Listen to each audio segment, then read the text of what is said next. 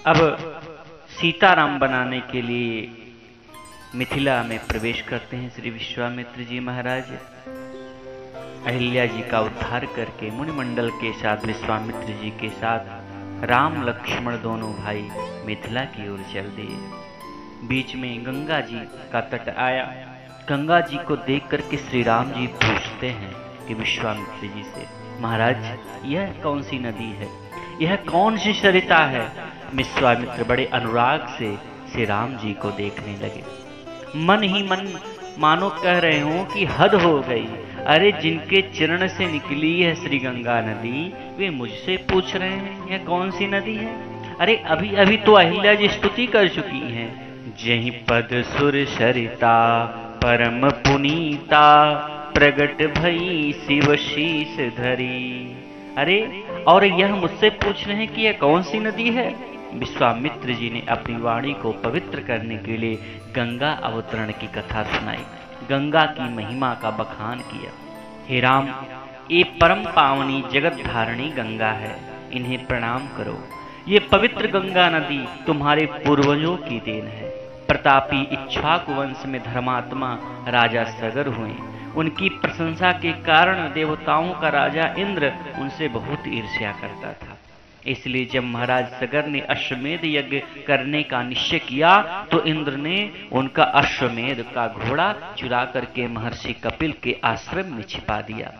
जब राजा सगर को यह समाचार मिला तब उन्होंने अपने 60,000 पुत्रों को घोड़ों की तलाश में चारों दिशाओं में भेज दिया।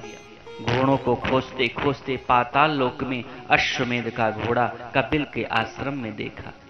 कपिल मुनि को चोर समझ करके बड़ा निरादर किया महाराज। कपिल मुनि क्रोधित होकर के श्राप दे दिए, एक ही क्षण में सभी को जलाकर भस्म कर दिया। श्राप भस्म हो जाने के कारण वो 60,000 मृत आत्माएं अंतरिक्ष में भटकने लगी। तब नारद ने उन्हें एक उपाय बताया कि गंगा जी को स्वर्ग से धरती से पाताल लोक लाया जाए तो पवित्र गंगा जल के स्पर्श से उन भटकती हुई आत्माओं को मुक्ति मिल जाएगी। परंतु सगर और कई पीढ़ियों तक कोई भी गंगा को लाने में समर्थ ना हो सका।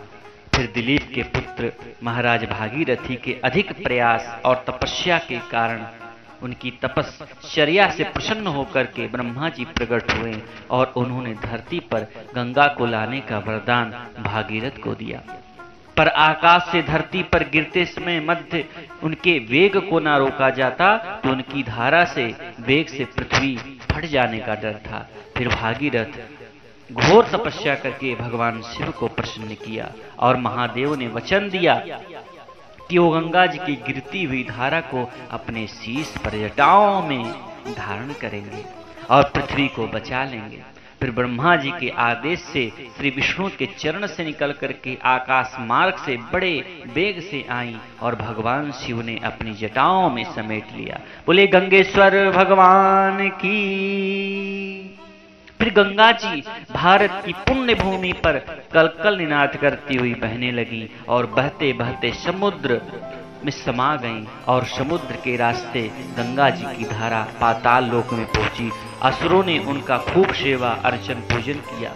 गंगा जी के जल स्पर्श से भागीरथ के 60,000 पुत्रों का उद्धार हो गया। ये गंगा का अवतरण की कथा, ये गंगा जी की कथा जब तक सूर्य और चंद्र रहेंगे तब तक जगत का कल्याण करेंगी। संभव है कि देवी देवताओं की आस्था कम हो जाए पर राम, ये गंगा का गौरव कभी कम नहीं होगा। और आज तो तुमने पूछ लिया, अब तो गंगा का बखान पूरी त्रिलोकी गाएगी।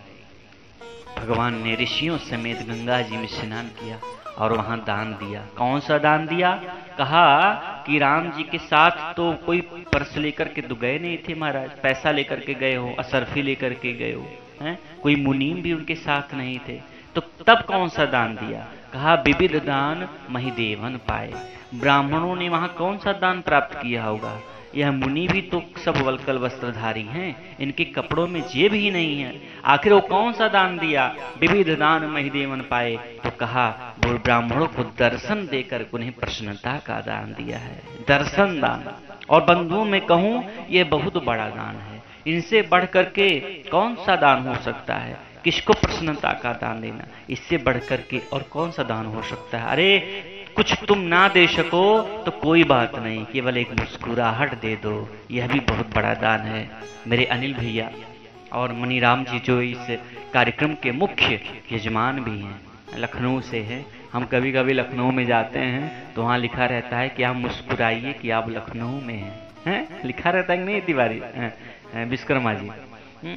तो मुस्कुराहट का दान दे दो, यह भी बहुत बड़ा दान है। एक बार मुस्कुरा दो, सामने वाले को प्रसन्न कर दो महाराज, खुश कर दो।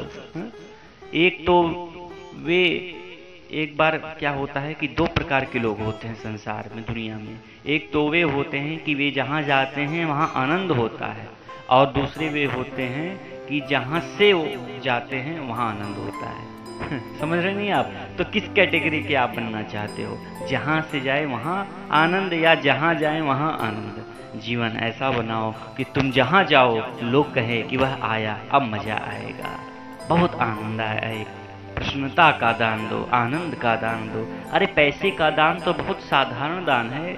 कथा के द्वारा लोगों को आनंद देना, कथा के द्वारा लोगों को भगवत प्राप्ति कराना, कथा के द्वारा लोगों के जीवन को भगवत अभिमुख करना, कथा के द्वारा लोगों को परमानंद का अनुभव कराना, यह सबसे बड़ा दान है मेरे प्यारे।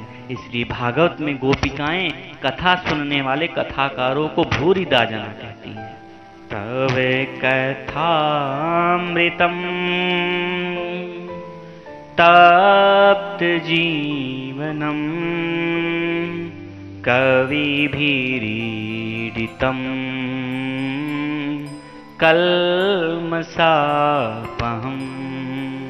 ये कथा क्या है? श्रवण मंगलम श्रीमदाततम् भुवि गृह्णन्ति ते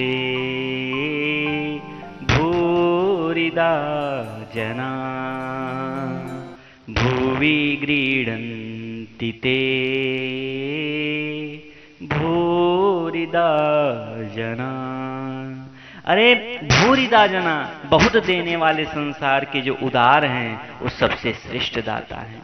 जो कथा सुनाते हैं, कथा के द्वारा लोगों की चिंता को हरते हैं, चिंतन के द्वारा लोगों का मार्गदर्शन करते हैं, लोगों को सुख देते हैं, शांति देते हैं, आनंद देते हैं, दुनिया के सबसे बड़े दाता हैं। भुवि गृह्णन्ति ते भूरिदा जना। इस प्रकार ब्राह्मणों को बहुत प्रकार से आशीर्वाद प्रदान करके भगवान श्री राम विविध दान महिदेवन पाए हैं। फिर आगे भगवान मिथिला पधारते हैं। पुर रम्यता राम जब देखी, पुर की रम्यता, नगर की सुंदरता को राम ने जब देखा तो बड़े प्रसन्न हो गए महाराज। सुमन वाटिका बागबन विपुल विहंग निवास। गोस्वामी तुलसीदास जी रामचरितमानस में अयोध्या की सुंदरता का जितना वर्णन नहीं करते उतना वर्णन मिथिला की सुंदरता का किया है, क्योंकि स्वयं जगदम्बा जानकी जहाँ पुत्री बनकर के अवतरी हैं, प्रकट हुई हैं, उस नगर की रम्यता का क्या बखान करें, उसकी सुंदरता का क्या वर्णन करें। अयोध्या में तो धूल भी थी, लेकिन मिथिला में धूल मार्ग कहीं दिखाई नहीं दी। दिन में 3 बार मिथिला के मार्गों पर सुगंधित जल छिड़का जाता था। अयोध्या में धूल है, प्रमाण है रामचरितमानस में। जब राम जी खेलने गए तो बच्चों के साथ और भोजन के लिए जब आए तो धूसर धूल भरे तनु आए, भूपत बिहस गोद बैठाए। धूसर धूल भरे तनु आए, वह कब हुआ? धूल थी तब तो हुआ। तो ब्रज में तो खैर रज ही रज है, ब्रज में तो रज की महिमा है, इसलिए कन्हैया भी जब जाते हैं तो ब्रज को लेकर के ही आते हैं। लेकिन मिथिला में कहीं भी धूल दिखती नहीं है, रज माने रजोगुण। तो जितना वर्णन अयोध्या की सुंदरता का नहीं करते गोस्वामी जी, उतना वर्णन मिथिला की सुंदरता का किया है। और एक बात कहूँ, जितना वर्णन मिथिला की सुंदरता का नहीं किया, उतना वर्णन चित्रकूट के सौंदर्य का किया है। सही बात है। रामायण में गोस्वामी जी ने चित्रकूट की महिमा को बहुत गाया है, चित्रकूट की सुंदरता का बहुत ज्यादा वर्णन किया है, क्योंकि गोस्वामी जी का चित्रकूट की भूमि के प्रति एक विशेष लगाव है मेरे प्यारे। और वह लगाव स्वाभाविक ही है, क्योंकि चित्रकूट के घाट पर भई संतन की भीड़, तुलसीदास चंदन घिसे तिलक देत रघुवीर। अरे उस भूमि में तुलसीदास जी को प्रभु का साक्षात्कार हुआ है। जिस भूमि में आपको प्रभु का, अपने मालिक का, अपने इष्ट का साक्षात्कार हो जाए, उस भूमि के प्रति आपका विशेष लगाव होना यह स्वाभाविक है। और बंधुओं,